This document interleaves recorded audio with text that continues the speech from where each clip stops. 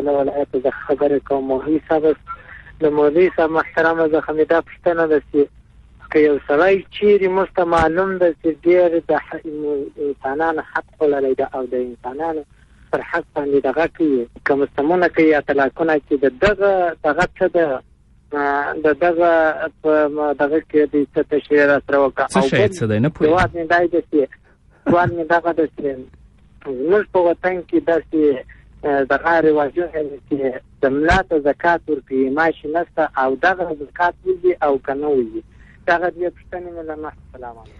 مننه میرویس جانه. هغه څوک چې د خلکو د حق ترلاسه کولو لپاره ناحقه قسم خوري دا انسان د الله په غضب او د الله په لعنت کې گرفتار دی. حتی په یو حدیث کې رسول الله صلی الله علیه وسلم فرمایي څوک چې د دروغو په قسم باندې د یو انسان مال په ظلم باندې خپل کړي نو دته جهنم واجب او جنت پرې حرام دی.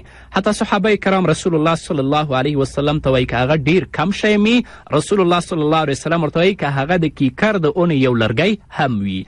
دینه بغیر که هغه څوک د خپل په معاملو کې هم قسمونه خوري رسول الله صلی الله علیه وسلم فرمایي چې تر یو وخته پورې به د تجارت او د کاروبار وده واخلي خو وروسته به الله رب العزت داسې آفت او داسې عذاب پرې راولي چې هر څه به دا او د مال او شتمنۍ به ټول الله نیست و نابود کړي. بیا هم د الله رب العزت نه داسې انسانانو لپاره د نیکې لارې هدایت غواړم.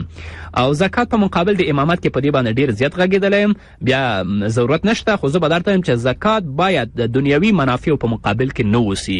که تاسو ورکوئ د امامت په مقابل کې چې هغه دپاره هم تنخوا نه ده ټاکلې هغه درته امامت کوي ته زکات ورکوئ ستا زکات نه کیږي.